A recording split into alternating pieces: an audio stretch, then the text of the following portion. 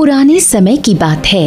एक समृद्ध राज्य का राजा धन दौलत, वैभव और सभी सुख सुविधाओं के बीच एक खुशहाल जीवन बिता रहा था। परंतु सुख के इस बाहरी आवरण के भीतर कहीं गहरे उसके मन में एक अदृश्य खालीपन था, जिसे वो स्वयं भी ठीक से समझ नहीं पा रहा था। वो अक्सर सोचता, हाँ, क्या कहें अब। ऐसा लगता है कि हम वास्तव में खुश नहीं हैं। अंदर से खुशी महसूस नहीं होती। अरे हमारे पास है तो सब कुछ, फिर भी अधूरा अधूरा सा महसूस होता है। समझ नहीं आता ये अधूरापन है क्यों, इसका कारण क्या है। एक दिन राजा ने इस उलझन को हल करने के लिए अपने मंत्री को बुलाया और कहा, मंत्री जी, हमारे राज्य के सभी लोग बहुत सुखी हैं, बहुत आनंद में जीवन बिता रहे हैं। अब उन्हें देखकर हमें भी प्रसन्नता तो होती है, लेकिन कभी कभी हमारे मन में एक संदेह उठता है। संदेह? मतलब कैसा संदेह महाराज? कृपया स्पष्ट रूप से मुझे बताइए।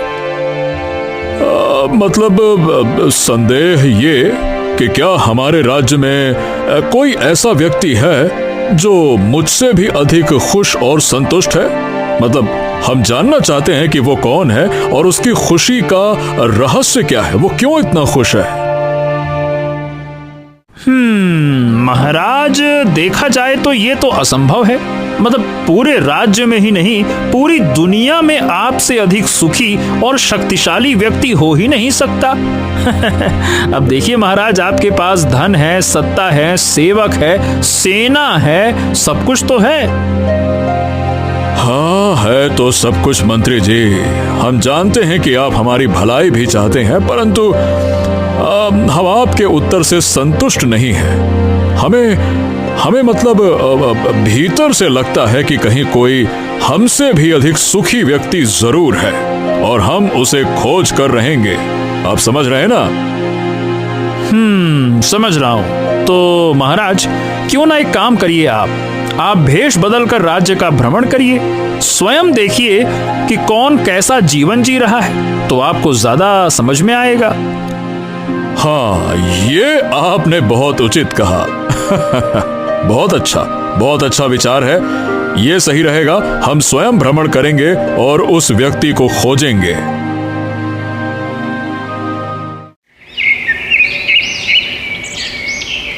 अगली सुबह राजा ने एक साधारण नागरिक का वेश धारण किया और अकेले ही राज्य के अलग अलग हिस्सों में भ्रमण करने निकल पड़ा। कुछ ही दूर जाने पर वो एक गांव में पहुंचा। वहां एक छोटी सी झोपड़ी से बांसुरी की मधुर धुन सुनाई दे रही थी। धुन इतनी मीठी थी कि राजा कुछ क्षण तक वहीं ठिठक गया। अरे वाह वाह वाह वाह, इतनी मधुर बांसुरी भला कौन बजा रहा है? हा, ये संगीत तो आत्मा को भी छू रहा है। चलो देखता हूँ। झोपड़ी के पास जाकर राजा ने खिड़की से झांका। अंदर एक जवान युवक बैठा था, जिसके चेहरे पर गहरी शांति और आत्म संतोष की चमक थी।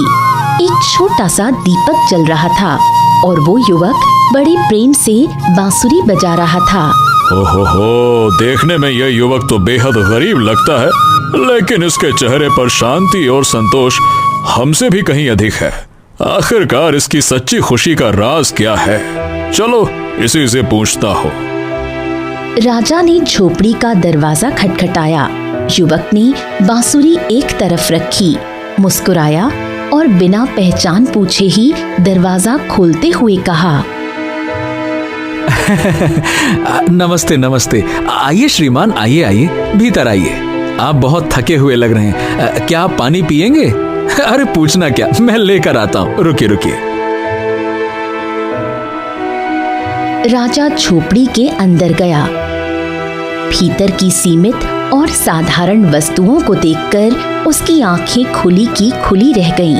टूटी खाट, मिट्टी का घड़ा, पुराने बर्तन, लेकिन पूरे घर में एक शांति और अपनापन था। ओह, ये हालात हैं इसके, और इतनी गरीबी में भी ये युवक भला समझ नहीं आता कि इतना प्रसन्न कैसे है। इसके पास तो हमारे वैभव का 1000वां भाग भी नहीं है, फिर भी ये हमसे कहीं ज्यादा संतुष्ट दिखता है। ये सब देखकर राजा हैरान रह गया। वो कुछ देर तक चुपचाप खड़ा रहा।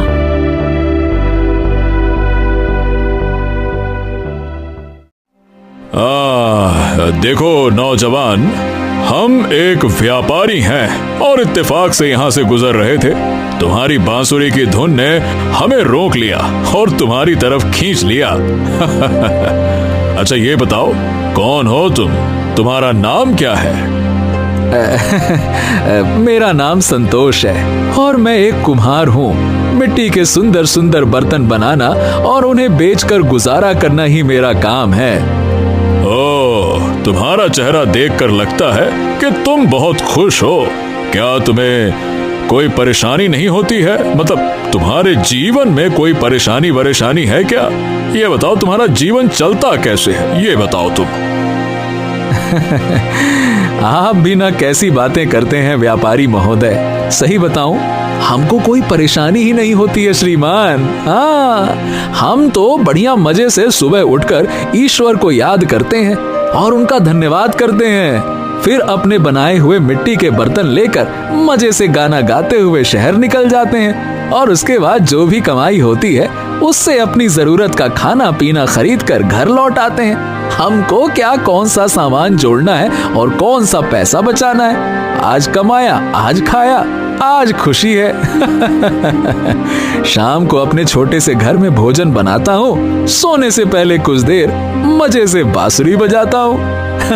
और मैं एक अनाथ हूँ। इस दुनिया में न मेरे आगे कोई, न मेरे पीछे कोई, सिवाय परमात्मा के कोई नहीं है मेरा।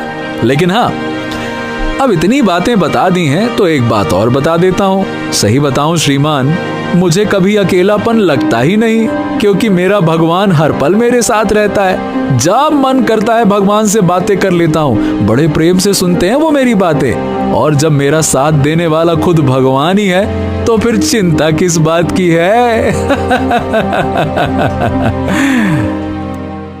संतोष की बातों ने राजा को अंदर तक झकझोर दिया। उसे समझ आने लगा कि सच्ची खुशी वास्तव में धन या वैभव में नहीं, बल्कि संतोष और सरलता में होती है। राजा वापस महल पहुंचा और तुरंत अपने मंत्री को बुलाकर बोला, मंत्री जी, जैसा आपने सुझाव दिया था, हमने भेष बदलकर राज्य का भ्रमण किया। और आपको पता है, हम एक झोपड़ी में गए और वहां एक युवक था। उसका नाम है संतोष, कुम्हार है वो, बड़ी अच्छी बांसुरी बजा रहा था। उसके पास हमने देखा ना तो धन था और ना ही कोई सेवक, और घर भी ऐसे था। फिर भी वो हमसे इतना ज्यादा प्रसन्न दिखाई दे रहा था, ऐसा लग रहा था पता नहीं कौन सा उसको संतोष मिल गया है। अब पता नहीं, समझ नहीं आता ये कैसे। लेकिन मंत्री जी ये बताइए, तो क्या आपने हमसे झूठ कहा था कि हमसे ज्यादा सुखी इस पूरे राज्य, क्या पूरे दुनिया में कोई नहीं हो सकता? बताइए। तो ये बात है महाराज। मुझे लगता है कि वो युवक शायद उस समय सुखी था, लेकिन उसकी खुशी अस्थायी है। मतलब कहने का ये हुआ महाराज कि देखिए, वो बर्तन बेचता है और जब तक वो बिकते हैं तब तक ही वो प्रसन्न है। आप चाहे तो केवल एक आदेश देकर राज्य में मिट्टी के बर्तनों की बिक्री पर पाबंदी लगा सकते हैं, फिर देखिएगा। मैं दावे के साथ कहता हूँ महाराज, उसकी खुशी उसी क्षण समाप्त हो जाएगी। समस्याओं में खुशियां नहीं होती, समस्याओं में समस्याएं होती हैं। और आपकी जो सत्ता है उसकी खुशी स्थायी है, उसे कोई नहीं रोक सकता, कोई नहीं हिला सकता। हाँ। आपकी ये बात हमें जच रही है। शायद आप सही कह रहे हैं मंत्री जी। तो तो फिर बस प्रत्यक्ष को प्रमाण की आवश्यकता है महाराज। मेरा कहने का मतलब कि ये मैंने जो बात कही उसको प्रमाणित करने के लिए आप बस आदेश दीजिए महाराज। राज्य में मिट्टी के बर्तनों की बिक्री पर रोक, बस इतना कहिए, उसके बाद देखिए क्या होता है। ठीक है, जैसा आप कहते हैं वैसा ही किया जाए। लगाइए रोक अब। राजा ने हामी भर दी। कुछ ही समय बाद पूरे राज्य में मिट्टी के बर्तनों की बिक्री पर पाबंदी लगा दी गई। अब संतोष के पास कोई ग्राहक नहीं आता था। उसकी आमदनी बंद हो गई। पेट भरने के लिए 1 रुपया भी नहीं बचा। वो चिंता में डूबा हुआ इधर उधर भटक रहा था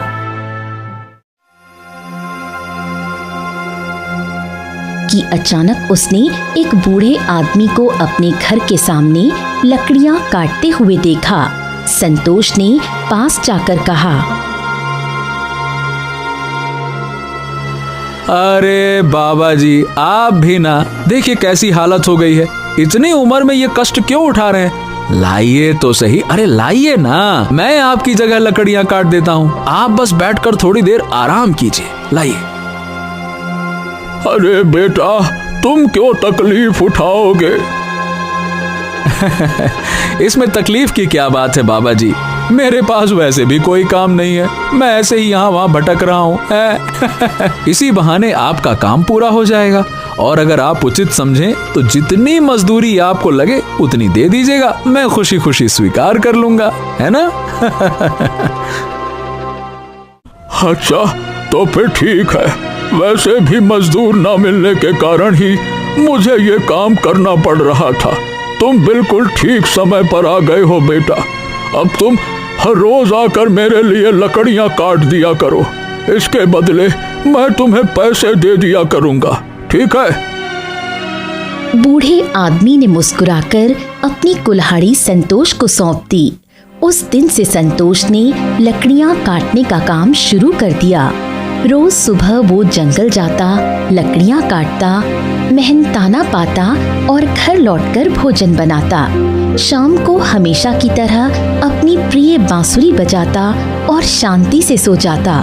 इधर महल में राजा ने मंत्री से पूछा, तो मंत्री जी, अब तो हमारे राज्य में मिट्टी के बर्तनों की बिक्री पर पूरी तरह से पाबंदी लग चुकी है। लोग इस नए कानून का पालन तो कर रहे हैं ना?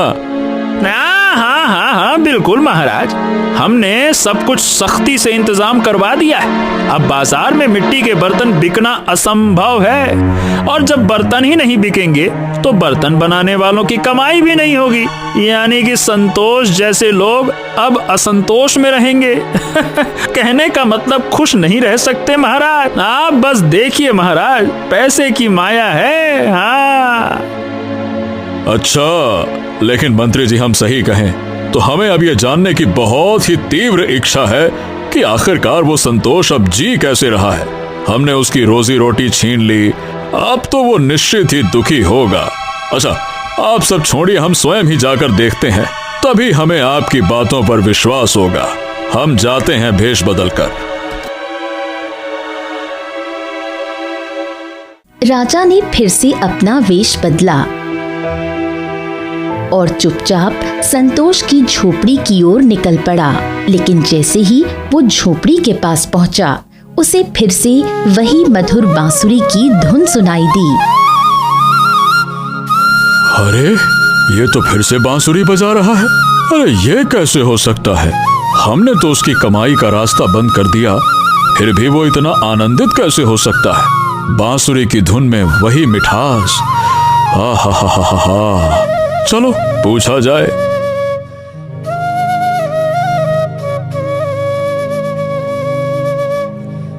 राजा ने झोपड़ी में प्रवेश किया और संतोष से पूछा,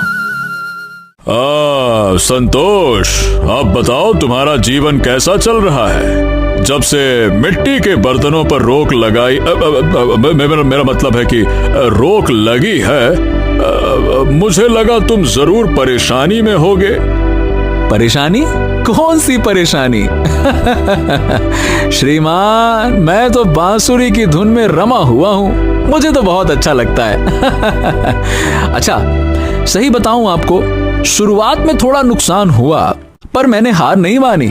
मैंने कहा कोई बात नहीं, मिट्टी के बर्तन नहीं तो ना सही, अब मैं लकड़ियां काट कर अपना गुजारा करता हूँ। अरे चाहिए क्या हमको, एक पेट है, उसमें थोड़ा सा दाना डालना है, थोड़ी सी मेहनत करनी है, थोड़ा सा कमाना है। मेहनत करके जो कमाई होती है उसी से अपनी जरूरतें पूरे करता हूँ, और बाकी तो भगवान की कृपा है तो कोई तकलीफ ही नहीं है। और क्या, और फिर ये बांसुरी भी मेरे साथ है, इसको बजाने का आनंद और भगवान से बातें करने का आनंद और भगवान का आशीर्वाद, सब तरफ खुशी ही खुशी है।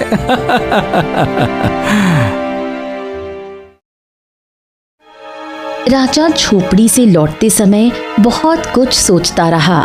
महल पहुंचकर उसने मंत्री को बुलाया और गंभीर स्वर में कहा, ओहो मंत्री जी, हम आज फिर से संतोष से मिलकर आ रहे हैं। अरे वो तो आज भी उतना ही खुश है, बल्कि हमको तो लगता है कि वो और भी ज्यादा संतोषी और निश्चिंत लग रहा था। अब तो वो लकड़ियां काटता है और उसी से खुशहाल जीवन जी रहा है। सच कहूं तो वो तो हमसे भी ज्यादा, अरे ज्यादा क्या, कहीं ज्यादा आनंद में है। इसका मतलब ये है मंत्री जी कि आपकी बातें झूठ निकली।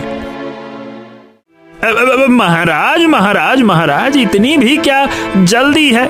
ये तो समय की बात है, ये खुशी भी क्षणिक है। परिस्थितियां जब बदलेंगी तब उसका संतोष भी डगमगाएगा। आप चाहें तो एक बार फिर से आदेश दे दीजिए कि राज्य में लकड़ियां काटना अवैध करार दिया जाएगा। फिर देखिए महाराज कैसे उसकी खुशी ढह जाती है। हाँ। राजा कुछ देर चुप रहा, फिर मंत्री की बातों में आकर अगली सुबह राज्य में एक नया आदेश जारी करवा दिया। सुनो सुनो सुनो, नगर में किसी भी पेड़ की लकड़ी को काटना और उन्हें बेचना और उन्हें बेचकर आमदनी करना अब से एक दंडनीय अपराध माना जाएगा। सुनो सुनो सुनो। जब संतोष को ये खबर मिली कि अब लकड़ियां काटने पर भी पाबंदी लगा दी गई है, तो वो चुपचाप सोच में डूब गया। हाँ, ये क्या है, अब मैं अपनी जीविका कैसे चलाऊंगा? इसी सोच में डूबा वो अपने घर से बाहर निकला। चलते चलते नगर के चौराहे पर उसकी नजर एक व्यक्ति पर पड़ी। वो एक मटके में पानी लेकर बैठा था और राहगीरों को पानी पिला रहा था। लोग उसके इस कार्य से प्रसन्न होकर उसे कुछ सिक्के दे जाते थे। संतोष ये देखकर मुस्कुराया और मन ही मन बोला, हाँ, शायद यही मेरी अगली राह है। उसने भी एक मटका खरीदा और नगर के दूसरे चौराहे पर बैठकर राहगीरों को पानी पिलाने लगा। लोग आते जाते पानी पीते और कृतज्ञता में कुछ न कुछ दे जाते। इस तरह एक बार फिर संतोष ने अपनी मेहनत से अपनी रोजी रोटी की एक नई राह चुन ली, एक नई राह खोज ली। उधर राजा को फिर से संतोष की याद आई। उसने मंत्री से कहा, तो मंत्री जी क्या हाल है? हमने लकड़ी काटने पर भी रोक लगवा दी जैसा कि आपने कहा था, लेकिन अब हम देखना चाहते हैं कि वो संतोष कितने संतोष में है। इस बार तो हमको लगता है कि वो जरूर टूट गया होगा। चलिए स्वयं जाकर देखता हूँ मैं। राजा ने एक बार फिर अपना वेश बदला और संतोष की झोपड़ी की ओर चल पड़ा।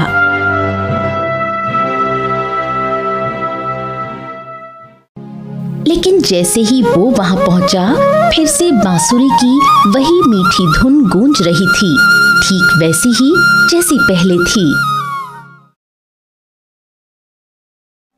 अरे भाई, मैंने सुना था कि अब लकड़ी काटने पर भी रोक लग गई है, फिर भी तुम इतने खुश कैसे हो भाई? कैसे इतने खुश हो? इसमें दुखी वाली क्या बात है श्रीमान? आप तो हम पर ही गुस्सा कर रहे हैं।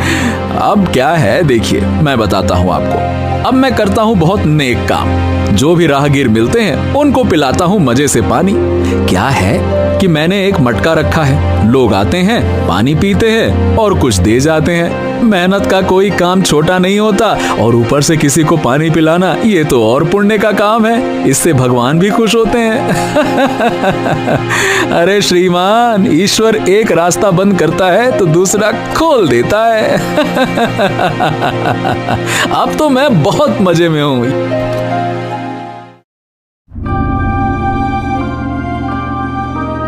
राजा फिर महल लौट आया और मंत्री से बोला, हो मंत्री जी, आपकी दूसरी तरकीब भी विफल हो गई। आप कर क्या रहे हैं? किस बात के मंत्री हैं आप? वो युवक तो हर बार कोई न कोई नया रास्ता खोज ही लेता है। आखिरकार अब मैं सच में जानना चाहता हूँ कि उसकी खुशी आती कहाँ से है। हमको भी जानना है ये चीज। हाँ, क्यों ना हम उसे महल के अंदर काम पर रखें और इस बार देखें कि आखिरकार वो इतना खुश रह कैसे पाता है। ये उपाय हमको आपका उचित लगा महाराज। उसे महल की पहरेदारी का काम दे देते हैं। महल का अनुशासन, नियम और सीमाएं, ये सब शायद उसकी आंतरिक शांति को तोड़ दें।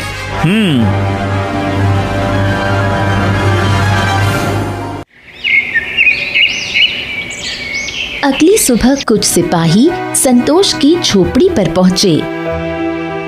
नौजवान सुनो, तुम्हारे लिए एक बड़ा अवसर है। राजा का आदेश है कि तुम महल के पहरेदारों में शामिल किए जाओ। तुम अभी हमारे साथ महल चलो। अरे लेकिन मैं महल में नौकरी करना ही नहीं चाहता। मैंने आज तक जो भी कमाया है अपनी मेहनत से कमाया है। मुझे किसी सरकारी काम की आवश्यकता नहीं है। भैया, मैं क्षमा चाहता हूँ सैनिक महोदय। नमस्कार। अरे क्या तुम पागल हो गए हो क्या तुमको मालूम नहीं है? ये राजा का आदेश है, राजा का। यदि तुमने इनकार किया तो ये राजद्रोह माना जाएगा और राजा तुम्हारी गर्दन भी कटवा सकता है, समझे? इसीलिए बिना बहस के चलो हमारे साथ। संतोष की एक न सुनी गई। उसे जबरन महल ले जाया गया और पहरेदार के रूप में नियुक्त कर दिया गया। अब संतोष को हर महीने तनख्वाह मिलने वाली थी, लेकिन रोज की मजदूरी नहीं। संतोष सोचने लगा, हाँ, अच्छा भला मैं रोज कमाकर रोज खाता था। अब तो महीने के अंत में तनख्वाह मिलती है, तब तक मेरा गुजारा पता नहीं कैसे चलेगा। क्या कहूँ? उसने अपनी कमर पर बंधी तलवार की ओर देखा और सोचा, एक काम करता हूँ, ये तलवार को मैं गिरवी रखकर कुछ पैसे हासिल कर लेता हूँ। हाँ,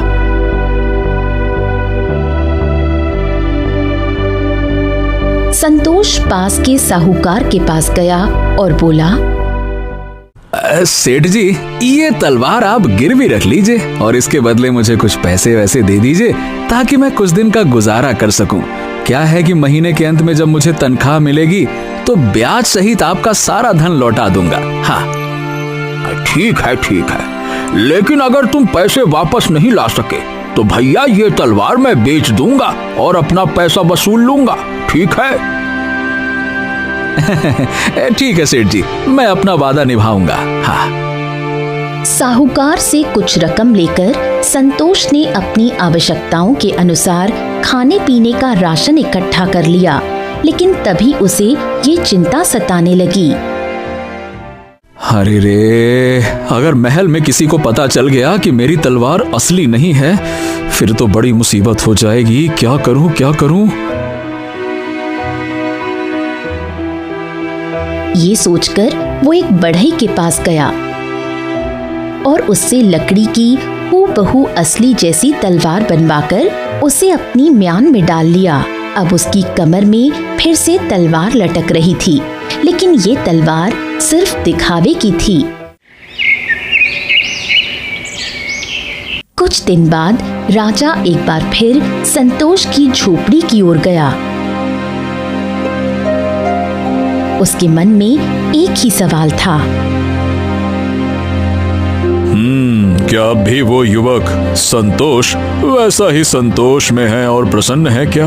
पता करना पड़ेगा। जैसे ही वो झोपड़ी के पास पहुंचा, बांसुरी की वही मधुर धुन हवा में तैर रही थी। राजा फिर से चकित रह गया। उसने झोपड़ी में झांका। संतोष प्रसन्न मुद्रा में बैठा आंखें बंद कर बांसुरी बजा रहा था। अरे आखिरकार ये कैसे संभव है? हर बाधा के बावजूद ये व्यक्ति हर बार मुस्कुराता है। मेरे पास सब कुछ होते हुए भी मेरे भीतर शांति क्यों नहीं है? क्या कहूं? राजा बिना कुछ कहे वापस महल लौट आया। महल पहुंचकर उसने मंत्री को बुलाया और कहा, मंत्री जी, ये बताइए, हमने उसकी रोजी रोटी छीन ली, महल में पहरेदारी के काम पर लगा दिया, फिर भी ये नौजवान है कि मतलब इतना गजब का संतोषी है। ऐसा कैसे हो सकता है? वही खुशी, वही संतोष, इसका तो नाम भी संतोष है। अब मुझे समझ नहीं आता कि उसके पास कुछ भी नहीं है, फिर भी वो मुझसे ज्यादा संतुष्ट और शांत कैसे है? महाराज, क्या कहूँ, हो सकता है कि वो व्यक्ति आज तक कभी कोई अपराध या पाप न कर पाया हो, उसे कभी पछतावे का अवसर ही ना मिला हो। अगर आप वास्तव में उसे तोड़ना चाहते हैं ना महाराज, एक काम कीजिए, अब मैं बताता हूँ। आप उसे कुछ ऐसा करने को कहिए जिससे उसके अंतर मन में अपराध बोध जागे। उसे किसी को मृत्यु दंड देने का आदेश दीजिए। मैं शर्त लगाता हूँ वो टूट जाएगा महाराज, देख लीजिएगा। हाँ। अगली सुबह राजा ने आदेश जारी किया। तो संतोष को महल के एक विशेष कार्य हेतु खुले मैदान में लाया जाए। कुछ ही देर में संतोष को एक मैदान में लाया गया, जहां एक अपराधी पहले से मौजूद था। चारों ओर सैनिक, दरबारी और दर्शक खड़े थे। संतोष के सामने अपराधी खड़ा था, बगल में मुख्य पहरेदार और उसके हाथ में था राजा का आदेश पत्र। मुख्य पहरेदार ने कहा, राजा का आदेश है, इस अपराधी को मृत्यु दंड दिया जाएगा।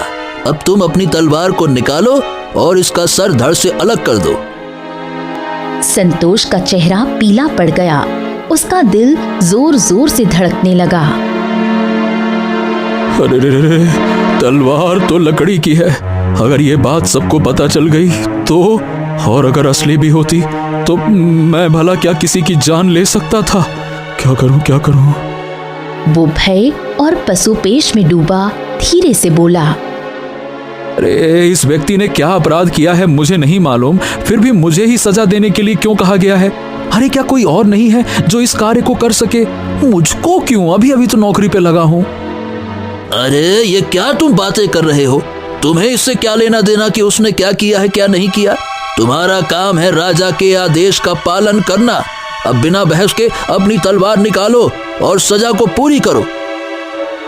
पहरेदार की सख्ती देखकर संतोष का चेहरा पीला पड़ गया। उसके मन में एक ही विचार चल रहा था, अब मेरे बचने का कोई रास्ता नहीं है। लगता है इसके बाद मेरा ही नंबर है। वो कांपते हुए अपनी आंखें बंद करता है और ऊंची आवाज में ईश्वर से प्रार्थना करने लगता है, हे प्रभु, मैं एक ऐसा कार्य करने जा रहा हूं जो मेरे मन, मेरी आत्मा और मेरे सिद्धांतों के विरुद्ध है। यदि ये व्यक्ति बेकसूर है तो मेरी तलवार लकड़ी की बन जाए। उसकी ये प्रार्थना सुनकर पूरा मैदान सन्नाटे में डूब गया। हर किसी की नजरें अब संतोष पर टिक गईं। अचानक संतोष ने एक झटके से तलवार म्यान से बाहर निकाली और आसमान की ओर उठा दी। लोग हैरान रह गए। वो तलवार वास्तव में लकड़ी की बन चुकी थी। मुख्य पहरेदार भी स्तब्ध रह गया। वो बिना एक पल गवाए राजा के पास दौड़ा और पूरी घटना विस्तार से बता दी। राजा ने तुरंत संतोष को अपने दरबार में बुलाया। संतोष, ये सब क्या हो रहा है? तुम्हारे हाथ में जो तलवार थी वो लकड़ी की कैसे बन गई? अब पहली बार संतोष ने राजा को अपने असली रूप में सामने देखा और समझ गया कि जो व्यक्ति उसकी झोपड़ी में साधारण वेश में आता था वो कोई और नहीं, स्वयं राजा था। महाराज, मैं सच कहूं तो जब मुझे महल की पहरेदारी सौंपी गई और तनख्वाह महीने के अंत में मिलने लगी, तब मेरे पास खर्च करने के लिए पैसे ही नहीं बचे। इसीलिए मैंने तलवार साहूकार के पास गिरवी रख दी और अपनी आवश्यकताओं के लिए पैसे ले लिए। लेकिन डर था कि कोई जान न जाए, मैं पकड़ा न जाऊं, इसीलिए मैंने लकड़ी की तलवार बनवाकर अपनी म्यान में डाल ली। अब आज जब आपने मुझे मृत्युदंड देने का आदेश दिया तो मैं टूट गया, लेकिन अपने सिद्धांतों से पीछे नहीं हटा। बस। राजा थोड़ी देर तक चुप रहा, फिर गहराई से बोला, इसका मतलब तुम हर बार परिस्थिति के अनुसार रास्ता बदलते रहे, लेकिन अपनी सोच, अपने संतोष और अपने सिद्धांत कभी नहीं बदले। हमने तुम्हें बार बार परखा, लेकिन तुम कभी टूटे नहीं।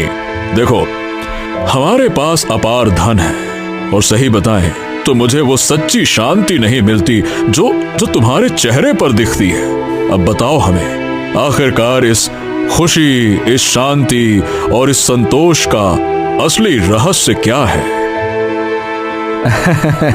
महाराज, मेरी खुशी का असली रहस्य बहुत सरल है। देखिए, मुझे ना बीते समय से कोई शिकायत है और ना ही भविष्य की कोई चिंता। मैं केवल ईश्वर से यही प्रार्थना करता हूँ कि वो मुझे वर्तमान में जीने की शक्ति दे।